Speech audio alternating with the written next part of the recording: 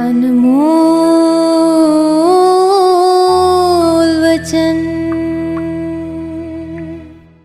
सतगुर दी साजी और नवाजी गुरु प्यारी खालसा साध संगत जी, वाहिगुरु जी का खालसा वाहिगुरु जी की फतेह। आप जी सरवण कर रहे सी गुरु नानक साहब महाराज जी ने दूसरी उदासी समय ਵੱਖ-ਵੱਖ ਥਾਵਾਂ ਦੇ ਉੱਪਰ ਵੱਖ-ਵੱਖ ਧਰਮਾਂ ਦੇ ਲੋਕਾਂ ਨੂੰ अपना पावन पवित्र उपदेश दृढ़ करवा के तारिया। गुरु नानक साहब महाराज दूसरी उदासी तो वापस आए। गुरु नानक साहब महाराज सुल्तानपुर लोधी की धरती के उपर अपने प्यारे भाईया जयराम जी, प्यारी भैन बेबे नानकी जी नूं मिलण वास्ते गए। इन्हां ही दिनां दे दौरान भाईया जयराम जी और बेबे नानकी जी अकाल चलाना कर गए। एक दिन बेबे नानकी जी काल चलाना कीते। गुरु नानक साहब महाराज जी ने अपने हथी सारियां क्रियावां करके उन्हां दा संस्कार किया। और इतिहास कहता है 3 दिनां बाद भाईया जयराम जी भी काल चलाना कर गए। वो प्यार दे विच भिजी हुई ऐसी एक जोड़ी ਜਿਹੜੀ दोनों ही इकट्ठे लगातार थोड़े दिनों के फर्क नाल अकाल पुरख वाहिगुरु के चरणों में जा बराजे। वो गुरु नानक साहब महाराज जी के प्यारे सन। जदों गुरु नानक साहब महाराज एक दिन बेबे नानकी जी नूं मत्था टेकन लगे और बेबे नानकी जी कहन लगे, कहंदे ना नानक। गुरु नानक साहब महाराज कहंदे वड्डियां नूं मत्था टेकना फर्ज है बेबे जी। ते बेबे नानकी कहन लगे, कहंदे हाँ वीर, वड्डियां नूं मत्था टेकना ते फर्ज है, पर सच है मैं वड्डी नहीं, तू ते रब दा रूप है, अल्लाह दा नूर नज़र आउंदा, इस करके तू नहीं मैं तेरे चरणों के उपर मत्था टेकांगे। वो प्यार वाली रूह भाईया जयराम जिन्हां ने एक दिन बैठिया होया घर विच कहा, कहन लगे नानकी धन परमेश्वर धन नानक भी अकाल पुरख वाहिगुरु परमेश्वर भी धन है, गुरु नानक साहब महाराज भी धन है। तो अगली गल कही, कहन लगे तू भी धन है जो गुरु नानक साहब महाराज जी की भैन है। तो अगों फिर कहन लगे, कहंदे थोड़े थोड़े असीं भी धन है जिहदा संजोग तेरे नाल जुड़िया। भाव तू गुरु नानक साहब महाराज की भैन, साडा संजोग तेरे नाल जुड़िया, गुरु नानक साहब करके असीं भी धन हो गए हाँ। वो इन्ने प्यार वाले अगे पिछे दोनों वो जेड़े सतगुरु गुरु नानक साहब महाराज के प्यारे सन, वो काल चलाना कर गए। सतगुरु ने अपने हथी सारियां क्रियावां उन्हां दियां कीतियां। फिर गुरु नानक साहब महाराज करतारपुर साहब की धरती ते आए। नित दा क्रियाकर्म होण लगा। हर रोज़ दीवान सजदा है, हर रोज़ इलाही बाणी का कीर्तन हुंदा। गुरु नानक साहब महाराज जी कुछ समा रुकन तो बाद तीसरी उदासी के उपर जाने वास्ते गुरु नानक साहब महाराज ने तैयारी की।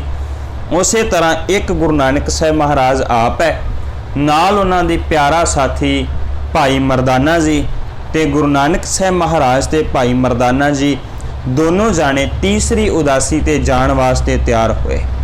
तीसरी उदासी गुरु नानक साहब महाराज जी की पश्चिम वाले पासे है, भाव इस्लाम धर्म के जेड़े उस वक्त केंद्री स्थान है उन्हां वाले पासे नूं गुरु नानक साहब महाराज जी ने जाण दा सारा प्रोग्राम बनाया।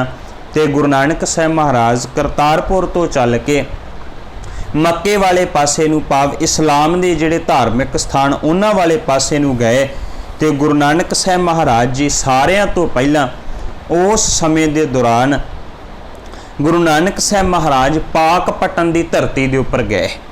ये पाकपटन की वो धरती है जिथे उस वक्त शेख ब्रह्म जी जड़े ने वो बैठे हुए ने। शेख ब्रह्म बाबा फरीद साहब जी दे जो गद्दी चली आउंदी सी उस गद्दी दे उपर विराजमान सन। और बाबा फरीद साहब जी जिन्हां दा मुबारक पावन पवित्र प्रकाश जन्म 1173 ईस्वी दे विच होया। 1173 दे विच वो सूफी संत जिन्हां ने अकाल पुरख वाहिगुरु जी की भगती की, आराधना की। आराधना करन तो बाद पावन पवित्र जिहड़ी गुरबाणी उचारण की वो ठेठ पंजाबी दे विच और उन्हां दे उस वक्त 112 श्लोक और 4 शब्द ਜਿਹੜੇ उचारण ਕੀਤੇ ਹੋਏ ਸਨ। ਉਹਨਾਂ ਨੂੰ ਸਾਰੀ ਦੀ ਸਾਰੀ ਗੁਰਬਾਣੀ ਗੁਰੂ ਨਾਨਕ ਸਾਹਿਬ ਮਹਾਰਾਜ ਜੀ ਨੇ ਸ਼ੇਖ ਬ੍ਰਹਮ ਦੇ ਕੋਲੋਂ ਆਪਣੀ ਪਾਵਨ ਪਵਿੱਤਰ ਪੋਥੀ ਦੇ ਵਿੱਚ ਦਰਜ ਕੀਤੀ। ਔਰ ਸੱਚ ਇਹ ਹੈ ਕਿ ਗੁਰੂ ਗ੍ਰੰਥ ਸਾਹਿਬ ਮਹਾਰਾਜ ਦੀ ਪਵਿੱਤਰ ਗੁਰਬਾਣੀ ਵਿੱਚ ਆਪਾਂ ਜਦੋਂ ਸਮੁੱਚੇ ਰੂਪ ਵਿੱਚ ਇੱਕ ਜ਼ਿਕਰ ਕਰਦੇ ਹਾਂ ਤੇ ਉਦੋਂ ਕਹਿੰਦੇ ਹਾਂ ਕਿ 15 ਭਗਤਾਂ ਦੀ ਬਾਣੀ, ਪਰ ਸੱਚ ਇਹ ਹੈ ਭਗਤ ਜਿਹੜਾ ਹੈ ਸਨਾਤਨ ਮਤ ਅਨੁਸਾਰ ਭਾਵ ਹਿੰਦੂ ਮਤ ਅਨੁਸਾਰ ਅਕਾਲ ਪੁਰਖ ਵਾਹਿਗੁਰੂ ਦੀ ਭਗਤੀ ਕਰਦਿਆਂ ਕਰਦਿਆਂ ਜਿਹੜਾ ਰੱਬ ਦਾ ਪਿਆਰਾ ਹੋ ਜਾਂਦਾ ਹੈ, ਰੱਬ ਵਿੱਚ ਲੀਨ ਹੋ ਜਾਂਦਾ, ਉਹਨੂੰ ਭਗਤ ਕਹਿੰਦੇ ਆ। ਔਰ ਇਸੇ ਤਰ੍ਹਾਂ ਇਸਲਾਮ ਦੇ ਵਿੱਚ ਜਿਹੜਾ ਇਸਲਾਮ ਦੇ ਅਨੁਸਾਰ ਉਹ ਸਾਰੀਆਂ ਪਰੰਪਰਾਵਾਂ ਨਿਭਾਉਂਦਾ ਹੋਇਆ ਰੱਬ ਦੇ ਨਾਲ ਇੱਕ ਮਿਕਤਾ ਹਾਸਲ ਕਰ ਲੈਂਦਾ, ਉਹਨੂੰ ਸ਼ੇਖ ਕਹਿੰਦੇ ਆ। ਸਤਿਗੁਰੂ ਗੁਰੂ ਨਾਨਕ ਸਾਹਿਬ ਮਹਾਰਾਜ ਜੀ ਦੇ ਘਰ ਨੇ ਬਾਬਾ ਫਰੀਦ ਸਾਹਿਬ ਜੀ ਨੂੰ ਸ਼ੇਖ ਫਰੀਦ ਹੀ ਲਿਖਿਆ ਹੈ, ਭਾਵ ਉਹਨਾਂ ਦੇ ਨਾਲ ਵੀ ਕੋਈ ਬੇਇਨਸਾਫੀ ਨਹੀਂ ਕੀਤੀ। ਔਰ ਗੁਰੂ ਨਾਨਕ ਸਾਹਿਬ ਮਹਾਰਾਜ ਜੀ ਨੇ ਸ਼ੇਖ ਬ੍ਰਹਮ ਦੇ ਕੋਲੋਂ ਪਾਕ ਪਟਨ ਦੀ ਧਰਤੀ ਦੇ ਉੱਪਰ ਜਾ ਕੇ ਉਹਨਾਂ ਦੀ ਪਾਵਨ ਪਵਿੱਤਰ ਉਚਾਰਨ ਕੀਤੀ ਹੋਈ ਠੇਠ ਪੰਜਾਬੀ ਦੇ ਵਿੱਚ ਗੁਰਬਾਣੀ, ਜਿਨ੍ਹਾਂ ਦੇ ਵਿੱਚ 4 ਸ਼ਬਦ 2 ਆਸਾ ਰਾਗ ਵਿੱਚ ਹੈ, 2 ਸੂਹੀ ਰਾਗ ਵਿੱਚ ਹੈ ਤੇ 112 ਸ਼ਲੋਕ ਆਪਣੀ ਪਾਵਨ ਪਵਿੱਤਰ ਪੋਥੀ ਦੇ ਵਿੱਚ ਦਰਜ ਕਰਕੇ ਲੈ ਕੇ ਆਂਦੇ। ਅੱਜ ਗੁਰੂ ਗ੍ਰੰਥ ਸਾਹਿਬ ਮਹਾਰਾਜ ਜੀ ਦੀ ਪਵਿੱਤਰ ਗੁਰਬਾਣੀ ਵਿੱਚ ਜਿਹੜੇ ਬਾਬਾ ਫਰੀਦ ਸਾਹਿਬ ਜੀ ਦੇ ਸਿਰਲੇਖ ਹੇਠ 130 ਸ਼ਲੋਕ ਹੈ, ਉਹਨਾਂ ਦੇ ਵਿੱਚੋਂ 112 ਬਾਬਾ ਫਰੀਦ ਸਾਹਿਬ ਜੀ ਦੇ ਔਰ ਇਹ ਜਿਹੜੇ 18 ਸ਼ਲੋਕ ਉਹ ਗੁਰੂ ਸਾਹਿਬਾਨ ਵੱਲੋਂ ਉਚਾਰਨ ਕੀਤੇ ਹੋਏ, ਜਿਨ੍ਹਾਂ ਦੀ ਕੁੱਲ ਗਿਣਤੀ 130 ਬਣਦੀ ਹੈ। ਸ਼ੇਖ ਬ੍ਰਹਮ ਦੇ ਨਾਲ ਬਹੁਤ ਸਾਰੀਆਂ ਵਿਚਾਰਾਂ ਹੋਈਆਂ। ਸਤਿਗੁਰੂ ਗੁਰੂ ਨਾਨਕ ਸਾਹਿਬ ਮਹਾਰਾਜ ਜੀ ਨੇ ਉਹਨੂੰ ਆਪਣਾ ਪਾਵਨ ਪਵਿੱਤਰ ਉਪਦੇਸ਼ ਬਖਸ਼ਿਸ਼ ਕਰਕੇ ਤੇ ਉਸ ਨੂੰ ਗੁਰਮਤ ਦਾ ਧਰਮ ਦਾ ਮਾਰਗ ਜਿਹੜਾ ਉਹ ਦ੍ਰਿੜ ਕਰਵਾਇਆ, ਸਮਝਾਇਆ। ਗੁਰੂ ਨਾਨਕ ਸਾਹਿਬ ਮਹਾਰਾਜ ਇਸ ਤੋਂ ਅੱਗੇ ਪਾਕ ਪਟਨ ਤੋਂ ਚੱਲ ਕੇ ਤੁਲੰਬੇ ਦੀ ਧਰਤੀ ਤੇ ਪਹੁੰਚੇ। ਤੁਲੰਬਾ ਉਸ ਵਕਤ ਬਹੁਤ ਵੱਡਾ ਇੱਕ ਪ੍ਰਸਿੱਧ ਨਗਰ ਸੀ। ਉਸ ਤੁਲੰਬੇ ਦੀ ਧਰਤੀ ਦੇ ਉੱਪਰ ਗੁਰੂ ਨਾਨਕ ਸਾਹਿਬ ਮਹਾਰਾਜ ਨੇ ਦੇਖਿਆ ਕਿ ਇੱਕ ਬਹੁਤ ਵਧੀਆ ਧਰਮਸ਼ਾਲਾ ਬਣੀ ਹੋਈ ਹੈ ਔਰ ਧਰਮਸ਼ਾਲਾ ਨੂੰ ਚਲਾਉਣ ਵਾਲਾ ਜਿਹੜਾ ਉਹਦਾ ਨਾਮ ਵੀ ਸੱਜਣ ਹੈ। ਗੁਰੂ ਨਾਨਕ ਸਾਹਿਬ ਮਹਾਰਾਜ ਨੇ ਦੇਖਿਆ ਅਸਲ ਵਿੱਚ ਇਹ ਧਰਮਸ਼ਾਲਾ ਬਣੀ ਸੀ ਆਉਣ ਜਾਣ ਵਾਲੇ ਰਾਹਗੀਰ ਜਿਹੜੇ ਸਨ ਉਹਨਾਂ ਦੇ ਠਹਿਰਨ ਵਾਸਤੇ, ਉਹਨਾਂ ਦੇ ਵਿਸ਼ਰਾਮ ਕਰਨ ਵਾਸਤੇ। ਔਰ ਸੱਜਣ ਜਿਹੜਾ ਉਸ ਨੂੰ ਚਲਾਉਣ ਵਾਸਤੇ ਪਵਿੱਤਰ ਧਰਮ ਦੇ ਮਾਰਗ ਤੇ ਚੱਲਿਆ ਕਿ ਆਏ ਗਏ ਲੋਕਾਂ ਦੀ ਸੇਵਾ ਕੀਤੀ ਜਾਏ। ਪਰ ਸੱਚ ਇਹ ਹੈ ਕਿ ਬੰਦਾ ਥਿੜਕ ਕਦੋਂ ਜਾਵੇ, ਤਿਲਕਣਬਾਜੀ ਇਹ ਸੰਸਾਰ ਕਦੋਂ ਤਿਲਕ ਜਾਵੇ, ਇਸ ਗੱਲ ਦੀ ਕਦੇ ਸਮਝ ਨਹੀਂ ਆਉਂਦੀ। ਔਰ ਸੱਜਣ ਆਪਣੇ ਪੰਧ ਤੋਂ ਆਪਣੇ ਮਾਰਗ ਤੋਂ ਤਿਲਕ ਗਿਆ। ਹੁਣ ਵੀ ਲੋਕ ਉੱਥੇ ਧਰਮਸ਼ਾਲਾ ਵਿੱਚ ਠਹਿਰਨ ਵਾਸਤੇ ਆਉਂਦੇ ਹੈ, ਪਰ ਠਹਿਰਨ ਤੋਂ ਬਾਅਦ ਸੱਚ ਹੈ ਇਹ ਰਾਤ ਵੇਲੇ ਉਹਨਾਂ ਸਾਰਿਆਂ ਨੂੰ ਕਤਲ ਕਰਦਾ ਹੈ। ਕਤਲ ਕਰਨ ਤੋਂ ਬਾਅਦ ਸੁੱਟ ਦਿੰਦਾ ਤੇ ਉਹਨਾਂ ਸਾਰਿਆਂ ਨੂੰ ਲੁੱਟ ਲੈਂਦਾ ਹੈ। ਗੁਰੂ ਨਾਨਕ ਸਾਹਿਬ ਮਹਾਰਾਜ ਤੇ ਪਿਆਰਾ ਸਾਥੀ ਭਾਈ ਮਰਦਾਨਾ ਜੀ ਗਏ। ਇਹਨਾਂ ਨੇ ਦੇਖਿਆ ਉਹ ਸੱਜਣ ਆਪ ਖੁਦ ਤੇ ਨਾਲੇ ਉਹਦੇ ਜਿਹੜੇ ਚੇਲੇ ਚਾਟੜੇ ਉਹਦੇ ਹੋਰ ਨਾਲ ਲੋਕ ਸਨ, ਉਹ ਬੜੇ ਪਿਆਰ ਦੇ ਨਾਲ ਆਏ ਗਏ ਲੋਕਾਂ ਦੀ ਸੇਵਾ ਕਰਦੇ ਪਏ ਨੇ, ਉਹਨਾਂ ਨੂੰ ਪ੍ਰਸ਼ਾਦਾ ਪਾਣੀ ਛਕਾਉਂਦੇ ਪਏ ਨੇ ਤੇ ਨਾਲੇ ਉਹਨਾਂ ਦੇ ਵਿਸ਼ਰਾਮ ਵਾਸਤੇ ਪ੍ਰਬੰਧ ਕਰਦੇ ਪਏ ਨੇ। ਭਾਈ ਮਰਦਾਨਾ ਜੀ ਕਹਿਣ ਲੱਗੇ, ਕਹਿੰਦੇ ਬਾਬਾ ਦੇਖ ਜਿੱਥੇ ਆਪਾਂ ਵੱਡੇ ਵੱਡੇ ਠੱਗ ਵੇਖੇ, ਜਿੱਥੇ ਆਪਾਂ ਧਰਮਾਂ ਦੇ ਉੱਪਰ ਬੜੀਆਂ ਊਨਤਾਈਆਂ ਵੇਖੀਆਂ, ਉੱਥੇ ਵੇਖੋ ਆ ਵੀ ਤੇ ਕਿੰਨਾ ਭਲਾ ਮਾਨਸ ਬੰਦਾ ਹੈ ਨਾ, ਕਿੰਨਾ ਚੰਗਾ ਬੰਦਾ ਹੈ ਜਿਹੜਾ ਆਏ ਗਏ ਲੋਕਾਂ ਦੀ ਸੇਵਾ ਕਰਦਾ ਪਿਆ ਹੈ। ਗੁਰੂ ਨਾਨਕ ਸਾਹਿਬ ਮਹਾਰਾਜ ਜੀ ਨੇ ਬੜੇ ਹੌਲੀ ਜੀ ਕੰਨ ਦੇ ਵਿੱਚ ਇੱਕ ਗੱਲ ਕਹੀ, ਕਹਿਣ ਲੱਗੇ, ਕਹਿੰਦੇ ਮਰਦਾਨਿਆਂ ਸਭ ਤੋਂ ਵੱਡਾ ਠੱਗ ਹੈ। ਕਹਿਣ ਲੱਗਾ ਮਹਾਰਾਜ ਉਹ ਕਿਵੇਂ? ਵੇਖੋ ਕਿੰਨੀਆਂ ਚਿੱਟੀਆਂ ਤੇ ਪਵਿੱਤਰ ਚਾਦਰਾਂ ਵਿਛਾ ਵਿਛਾ ਕੇ ਕਿੰਨਾ ਸੋਹਣਾ ਉਹਨੇ ਧਰਮਸ਼ਾਲਾ ਬਣਾਈ ਹੋਈ ਹੈ, ਪ੍ਰਬੰਧ ਕਰਦਾ, ਆਏ ਗਏ ਨੂੰ ਆਪ ਪ੍ਰਸ਼ਾਦਾ ਪਾਣੀ ਛਕਾ ਰਿਹਾ ਹੈ। ਮਹਾਰਾਜ ਕਹਿਣ ਲੱਗੇ ਇਹ ਚਿੱਟਾ ਨਾ ਵੇਖ, ਅਸਲ ਵਿੱਚ ਇਸ ਚਿੱਟ ਦੇ ਵਿੱਚ ਛਪਿਆ ਹੋਇਆ ਗਰੀਬ ਗੁਰਦੇ ਲੋਕਾਂ ਦਾ ਖੂਨ ਮੈਨੂੰ ਨਜ਼ਰ ਆਉਂਦਾ ਪਿਆ ਹੈ। ਮਰਦਾਨਾ ਜੀ ਕਹਿਣ ਲੱਗੇ, ਕਹਿੰਦੇ ਮਹਾਰਾਜ ਬਹੁਤ ਥਾਵਾਂ ਦੇ ਉੱਪਰ ਮੇਰੀ ਅੱਖ ਨੇ ਧੋਖਾ ਖਾਦਾ ਹੋਵੇਗਾ, ਪਰ ਮੈਨੂੰ ਇੱਥੇ ਲੱਗਦਾ ਵੀ ਇੱਥੇ ਧੋਖਾ ਨਹੀਂ ਹੋ ਸਕਦਾ। ਇੱਥੇ ਲੱਗਦਾ ਹੈ ਐਵੇਂ ਕਿਸੇ ਨੇ ਤੁਹਾਨੂੰ ਕਹਿ ਦਿੱਤਾ ਹੋਵੇ ਤੇ ਕਿਹਾ ਨਹੀਂ ਜਾ ਸਕਦਾ, ਪਰ ਮੈਨੂੰ ਲੱਗਦਾ ਹੈ ਕਿ ਇਹ ਸੱਚੀ ਮੁੱਚੀ ਧਰਮੀ ਹੈ। ਮਹਾਰਾਜ ਕਹਿਣ ਲੱਗੇ, ਕਹਿੰਦੇ ਮਰਦਾਨਿਆਂ ਜੀ ਇਹ ਆਪੇ ਹੀ ਮੰਨ ਲਵੇ ਕਿ ਮੈਂ ਠੱਗ ਹਾਂ। ਮਰਦਾਨਾ ਜੀ ਕਹਿਣ ਲੱਗੇ ਮਹਾਰਾਜ ਹੋਰ ਕੀ ਚਾਹੀਦਾ ਹੈ, ਆਪੇ ਹੀ ਅਗਲਾ ਬੰਨਾ ਮੰਨ ਲਵੇ ਕਿ ਮੈਂ ਠੱਗ ਹਾਂ ਤੇ ਹੋਰ ਕੀ ਚਾਹੀਦਾ, ਮਨਾਓ। ਗੁਰੂ ਨਾਨਕ ਸਾਹਿਬ ਮਹਾਰਾਜ ਕਹਿਣ ਲੱਗੇ ਹਾਂ ਮਰਦਾਨਿਆਂ, ਜਦੋਂ ਸਾਰੇ ਲੋਕਾਂ ਨੇ ਪ੍ਰਸ਼ਾਦਾ ਪਾਣੀ ਛਕਿਆ, ਜਦੋਂ ਸਾਰੇ ਲੋਕਾਂ ਨੇ ਪ੍ਰਸ਼ਾਦਾ ਪਾਣੀ ਛਕ ਕੇ ਆਪਣੇ ਆਪਣੇ ਥਾਵਾਂ ਦੇ ਉੱਪਰ ਵਿਸ਼ਰਾਮ ਕਰਨ ਲੱਗੇ, गुरु नानक साहब महाराज कहते कहते मर्दानिया चल तू रवाब छेड़। गुरु नानक साहब महाराज जी ने शब्द गाना शुरू किया। भाई मर्दाना जी ने रवाब छेड़ी तो गुरु नानक साहब महाराज जी ने सूही राग का उत्थे शब्द गायन किया। तो सतगुरु साहब जी के मुबारक बोल सन। गुरुदेव कहते ऊजल केहा झिलकना घोटम कालड़ी मस धोतियां झूठ ना उतरै जे सौ धोवां तिस। जिहदा भाव यह है कि यह जिहड़ा कैं दा भांडा हुंदा है उहनूं किन्ना भी कोई रगड़ी जावे साफ करी जावे, साफ करन तो बाद जदों फिर भी कोई हत्थ दे नाल उहनूं रगड़ेगा तो उहदे विचों कालख निकल आउंदी है। महाराज दे कहण दा भाव कि बाहरी तौर दे उपर वो जिहड़ा कैं दा भांडा किन्ना लिशकदा है पर उहदे अंदर दी कालख कदे जांदी नहीं, कालख कदे निकलदी नहीं। भावें बाहरों लिशकदा पर उहदे अंदर कालख भरी हुई है।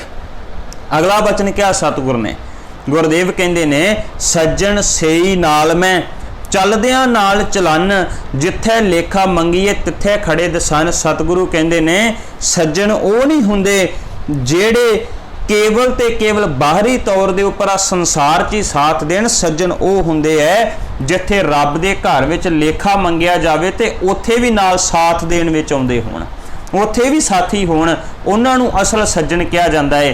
ते महाराज ने एक एक उदाहरण दे के उस सज्जन दे जीवन नूं इवें बयान किया। गुरुदेव कहंदे कोठे मंडप माड़ियां पासों चितवियां ढठियां कामना आवणी विचों सखणियां। महाराज कहंदे बाहरों कोठियां किन्नियां लिशकदियां पईयां होण पर विचों सखणी है, विच उहदे कुछ भी नहीं। जिहड़े लोग बाहरों पहरावा धारण करके किन्ने सुंदर लगदे है उन्हां दे अंदर किवें सखणे है, गुरु नानक साहब महाराज ने बयान किया। अगला मुबारक बोल किया। गुरुदेव कहंदे बग्गा बग्गे कपड़े तीर्थ मंझ वसन घुट घुट जियां खावणे बग्गे ना कहियन। सतगुरु कहंदे ने बाहरी तौर दे उपर बंगला चिट्टा है ते बैठा किथे तीर्थ दे कंढे दे उपर ते ध्यान की है उहदा समाधि ला के बैठा होया ध्यान उहदा ये कदों कोई जीव कदों कोई मच्छी कदों कोई डड्डी सामने आवे ते ओनू खा जावे ते खाण वास्ते बैठा होया। महाराज कहंदे बाहरों वेख किवें पवित्र लगदा चिट्टा रंग दा पर उहदे अंदर जीवां नू खाण दी बिरती है। सतगुर ने कहा महाराज कहंदे सिंबल रुख शरीर में मैजन देख भलन से फल कामना आवनी ते गुण मैं तन हन। सतगुरु कहंदे सिंबल बाहरी तौर ते किन्ना उच्चा है, उन्होंने किन्ने वधिया फुल लगे किन्ने वधिया फल लगे पर उन्होंने वेख के तोते इत्यादक पंछी आए, उन्होंने पंछियां ने आन के उपर टिकाणा करना चाहया पर उन्होंने कुछ भी प्राप्त नहीं होया। यह समुचे का समुचा शब्द जदों गुरु नानक साहब महाराज ने गा के वो सज्जन के सामने रखिया उहदे अंदरले कीते हुए पाप कंबन लगे। कंबदा होया गुरु नानक साहब महाराज के चरणों के उपर आन के डिग्या, कहन लग्या कहंदा महाराज सच है मैनू इउं लगदा है ये सारा कुछ मेरे जीवन नाल वापरिया होवे, मैनू इउं लगदा है ये सारा कुछ तुसीं मेरे जीवन का बयान करके मैनू सुनाया होवे। सच ये है मैं ही वो सज्जन हाँ जेड़ा दुनिया नू लुटदा पिया हाँ, मैं ही वो हाँ जेड़ा बाहरों कैं दी तरह नज़र आउंदा लेकिन उहदे अंदर कालख है। महाराज कहंदे ने मैं ही वो हाँ। गुरु नानक साहब महाराज के सामने कहंदा महाराज मैं ही उस सिंबल की तरह, मैं ही उस बंगले की तरह जेड़ा बाहरों चिट्टा नज़र आउंदा पर अंदर जीवां नू खाण दी बिरती है। गुरु नानक साहब महाराज जी ने पावन पवित्र उपदेश बख्शिश किया। सतगुरु कहंदे ने देख सज्जन बाहरों लोकां नू चिट कपड़िया बन के विखावा धारण करके ते लोकां दे सामने हो के किवें लोकां नू लुटदा पिया है, किवें लोकां नू शिकारी बना रहे हैं। तेरे कोल लोग इस आस ते आउंदे है कि रहन वास्ते मिलेगा खाण वास्ते मिलेगा पर तू ते उन्हां नू लुटदा पिया है, मारदा पिया है। गुरु नानक साहब महाराज ने जदों पावन पवित्र उपदेश बख्शिश किया वो सतगुरु गुरु नानक साहब महाराज के चरणों ते डिग पिया। सतगुरु ने उत्थे फिर सतगुरु साहब जी ने उपदेश बख्शिश करते हुए कहा मेरे गुरुदेव कहंदे ने देख आ सारियां बाहरी तौर के उपर अपनियां चलाकियां सारा कुछ छड्ड एक काम कर। कहन लग्या महाराज केड़ा चाकरियां चंगियाइयां अवर सियाणप कित अपनियां सारियां चंगियाइयां सियाणपां छड्ड ਨਾਨਕ ਨਾਮ ਸਮਾਲ ਤੂੰ ਬੱਧਾ ਛੁਟੈ ਜਿਤ। ਅਕਾਲ ਪੁਰਖ ਵਾਹਿਗੁਰੂ ਜੀ ਦੇ ਨਾਮ ਨਾਲ ਜੁੜ ਤਾਂ ਕਿ ਤੂੰ ਵਕਾਰਾਂ ਦੇ ਵਿੱਚ ਬੱਝਾ ਹੋਇਆ ਵੀ ਛੁੱਟ ਜਾਵੇਂਗਾ। ਗੁਰੂ ਨਾਨਕ ਸਾਹਿਬ ਮਹਾਰਾਜ ਜੀ ਨੇ ਕਿਹਾ, ਕਹਿਣ ਲੱਗੇ ਜਿਹੜਾ ਗਰੀਬਾਂ ਦੇ ਕੋਲੋਂ ਖੋ ਕੇ ਤੂੰ ਧਨ ਇਕੱਠਾ ਕੀਤਾ ਹੈ, ਇਹ ਸਾਰੇ ਦਾ ਸਾਰਾ ਧਨ ਗਰੀਬਾਂ ਦੇ ਵਿੱਚ ਵੰਡ ਦੇ। ਇਹ ਸਾਰੇ ਦਾ ਸਾਰਾ ਲੋਕਾਂ ਨੂੰ ਦਾਨ ਕਰ, ਆਪਣੇ ਹੱਥੀਂ ਕਿਰਤ ਕਰ ਤੇ ਕਿਰਤ ਕਰਕੇ ਸੱਚ ਇਹ ਹੈ ਫਿਰ ਗਰੀਬ ਗੁਰਦੇ ਲੋਕਾਂ ਨੂੰ ਵੰਡ ਕੇ ਦੇ ਤਾਂ ਕਿ ਤੈਨੂੰ ਸੱਚ ਦੀ ਸਮਝ ਆ ਸਕੇ। ਉਹ ਸੱਜਣ ਜਿਹੜਾ ਠੱਗ ਬਣਿਆ ਹੋਇਆ ਸੀ, ਜਿਹੜਾ ਦੁਨੀਆ ਨੂੰ ਲੁੱਟਦਾ ਪਿਆ ਸੀ, ਉਹ ਠੱਗ ਨਹੀਂ ਰਿਹਾ ਔਰ ਸੱਚ ਇਹ ਉਹ ਸੱਜਣ ਸੱਚਮੁੱਚ ਭਾਈ ਸੱਜਣ ਬਣ ਗਿਆ। ਆਪਣੇ ਹੱਥੀਂ ਉਹਨੇ ਕਿਰਤ ਕਰਨੀ ਸ਼ੁਰੂ ਕੀਤੀ। ਉਹਨੇ ਸਾਰੇ ਦਾ ਸਾਰਾ ਲੁੱਟਿਆ ਹੋਇਆ ਧਨ ਗਰੀਬਾਂ ਦੇ ਵਿੱਚ ਵੰਡ ਦਿੱਤਾ ਤੇ ਗਰੀਬਾਂ ਦੇ ਵਿੱਚ ਵੰਡਣ ਤੋਂ ਬਾਅਦ ਉਹਦੀ ਆਪਣੀ ਉਹ ਧਰਮਸ਼ਾਲਾ ਜਿਹਦੇ ਵਿੱਚ ਅੱਗੇ ਲੋਕਾਂ ਦਾ ਕਤਲੇਆਮ ਹੁੰਦਾ ਸੀ, ਜਿਹਦੇ ਵਿੱਚ ਅੱਗੇ ਲੋਕਾਂ ਨੂੰ ਲੁੱਟਿਆ ਜਾਂਦਾ ਸੀ, ਉਹ ਧਰਮਸ਼ਾਲਾ ਰੱਬ ਦੀ ਧਰਮਸ਼ਾਲਾ ਬਣ ਗਈ। ਉੱਥੇ ਕੀਰਤਨ ਹੋਣਾ ਸ਼ੁਰੂ ਹੋ ਗਿਆ। ਗੁਰੂ ਨਾਨਕ ਸਾਹਿਬ ਮਹਾਰਾਜ ਕਹਿੰਦੇ ਇੱਥੇ ਧਰਮਸ਼ਾਲਾ ਬਣਾ ਜਿੱਥੇ ਸਵੇਰੇ ਸ਼ਾਮ ਕੀਰਤਨ ਹੋਵੇ। ਤੇ ਅਸਲ ਵਿੱਚ ਗੁਰੂ ਨਾਨਕ ਸਾਹਿਬ ਮਹਾਰਾਜ ਜਿੱਥੇ ਗਏ ਉਹਨਾਂ ਨੇ ਧਰਮਸ਼ਾਲਾ ਹੀ ਸਥਾਪਿਤ ਕੀਤੀ ਹੈ। ਤਾਂ ਹੀ ਭਾਈ ਗੁਰਦਾਸ ਸਾਹਿਬ ਜੀ ਕਹਿੰਦੇ ਨੇ ਘਰ ਘਰ ਅੰਦਰ ਧਰਮਸ਼ਾਲ ਹੋਵੇ ਕੀਰਤਨ ਸਦਾ ਵਸੂਆ।